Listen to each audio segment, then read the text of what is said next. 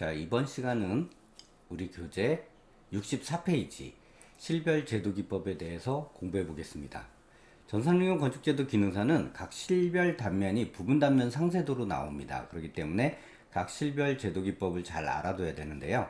자, 지난 시간에 보여드렸던 그 3D 스케치업으로 만들었던 3D 단면으로 봤을 때 지금 잘라지는 방향이 이쪽을 쳐다봤을 때 우리 도면을 이렇게 나와져 있는 도면이 이렇게 나와질 거예요. 이렇게 나와진 도면을 종이로 인쇄가 되기 때문에 이렇게 돌려서 보시면 돼요. 그래서 중요하게 체크하셔야 될 부분을 우리가 선택을 하실 필요가 있어요. 자, 보겠습니다. 걸쳐지는 이 부분. 예. 자, 조금 굵죠. 네.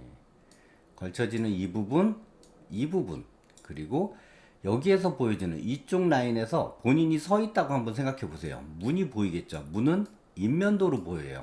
그리고 이쪽 라인, 여기서부터 이쪽으로 쳐다보는데 사실상 주방 집기가 있다 해도 주방 집기까지는 안 그래도 되는데 여기에 있는 벽체의 끝선은 인면으로 보여지잖아요. 이 부분도 포함이 된다고 보시면 될 것 같고요.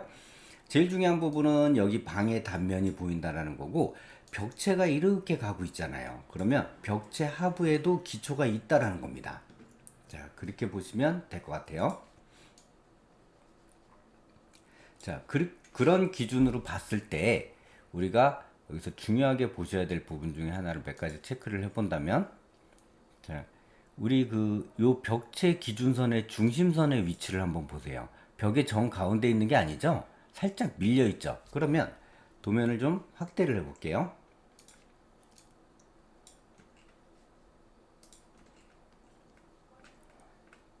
이쪽에서 보면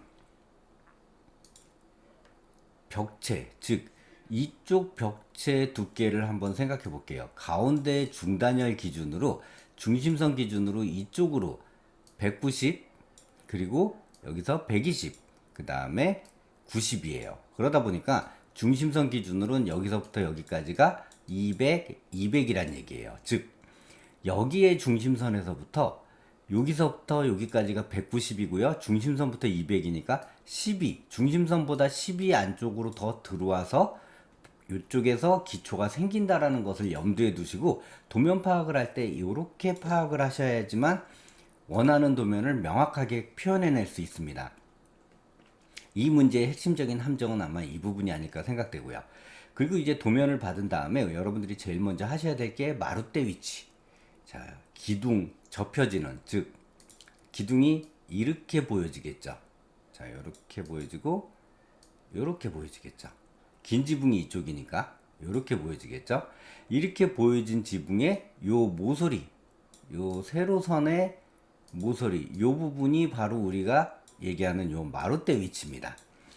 마룻대 위치가 이렇게 형성이 되고요. 그러면 마룻대가 항상 기준이 돼요. 그리고 긴 지붕이 어딘지를 확인하셔야 돼요. 이쪽이 길어 보이지만 이 센치를, 그 치수를 보게, 밀리미터를 보게 되면 이쪽 치수가 훨씬 더 길어요. 그래서 우리가 이 지붕을 시작할 때 다시 설명을 드리겠지만 항상 긴 지붕 우선을 항상 머릿속에 염두에 두시고 이 도면을 작도하실 준비를 하셔야 된다라고 말씀드리고 싶어요.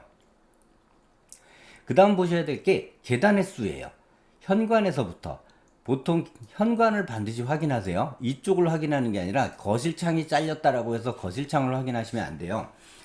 만약에 이 도면이 예를 들어서 이렇게 경사진 곳에서 집이 이렇게 세워졌다라고 했을 때는 현관의 계단의 수가 거실의 계단의 수랑 다를 수도 있다라는 거죠. 그래서 여러분들이 보실 때는 이 거실 쪽을 보시 마시고 항상 제일 먼저 보셔야 될 걸 요 현관의 요 계단의 개수.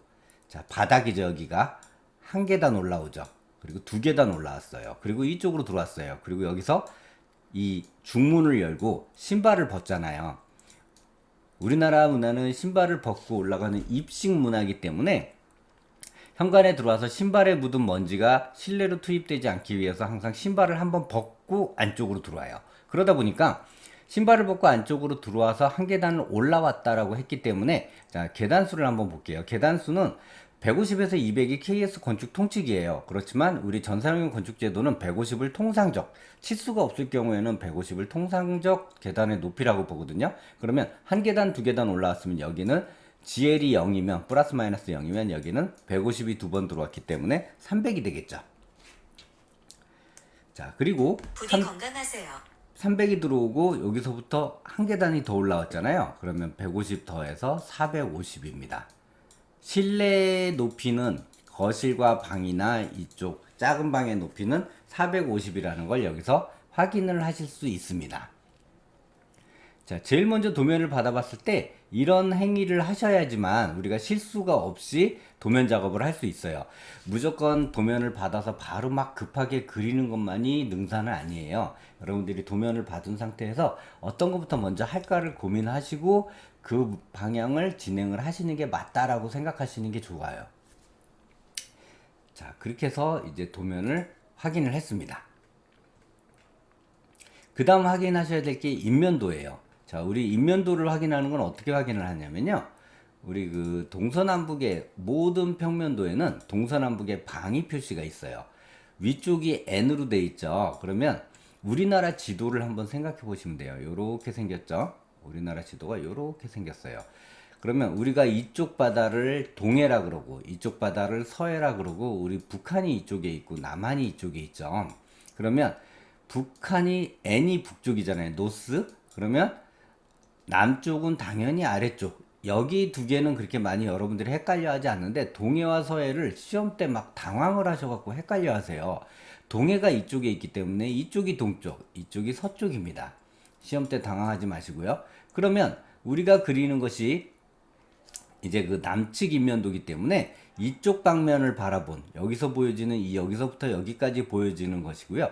남측 방 인면도에서 표현되는 게 지붕, 벽체 끝선, 그리고 창문, 또 창문, 계단, 또 창문, 요쪽도 창문, 그리고 여기에 벽체 끝선, 여기에 벽체 끝선, 지붕의 끝선, 지붕의 끝선 이렇게 보여지고요.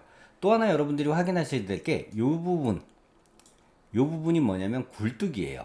굴뚝이 이 도면에 표현이 되느냐 안 되느냐인데 이 도면을 요렇게 봤을 때 이쪽으로 봤을 때 그러니까 이쪽에서 이렇게 쳐다봤을 때 굴뚝이 지금 여기에 요렇게 돼 있는 거예요. 그런데 우리가 바라보는 방향은 이쪽이잖아요. 남쪽에서 쳐다보기 때문에. 그래서 지붕의 끝부분만 살짝 보여지게. 그래서 기능사 시험에서 우리가 도면을 볼 수 있다를 이 평면도를 가지고 이거를 유추해냈다라는 것까지만 확인시켜 주시면 예, 기능사 그 굴뚝은 그렇게 디테일하고 자세히 안 그려도 큰 지장 없이 아, 이 사람이 도면을 이해하고 있구나라고 결정이 되어집니다. 그래서 보시면 우리 완성된 인면도를 한번 보시면 이쪽에 굴뚝이 나와 있죠. 네, 굴뚝을 표현해 준 거예요. 그리고 뭐 홈통이나 이런 부대적인 시설물을 다 포함해서 이렇게 도면이 그려졌다라는 걸 확인하실 수 있을 겁니다. 자, 그리고 이제 그 만약에 시험에서 우리가 이제 인면도 방향이 이쪽을 바라보는 동측 인면도라고 했을 때는 인면도가 바라보지는 방향이 계단이 이쪽에 있고요. 그리고 지붕의 경사각이 그대로 보여지는 그리고 현관의 계단 이렇게 보여지는 그 부분이 다 표현이 되는 동측 인면도로 표현될 수 있습니다. 그래서 모든 시작은 평면도에서부터 시작이 되기 때문에 평면도에 대한 명확한 관찰을 하시고 작업을 준비하시는 것이 맞고요. 이 평면도는 우리 교재에 나와 있듯이 그 평면도에 대한 중요한 함정 찾기 이런 것들을 포인트를 확인하셔서 보시는 것이 매우 중요해요. 그래서 이 지금 교재 65페이지를 확인하는 것보다 이 교재에서 동영상을 먼저 확인하시고 교재 65페이지를 보시면서 도면을 한번 체크해 보시는 것이 더 좋을 것 같습니다.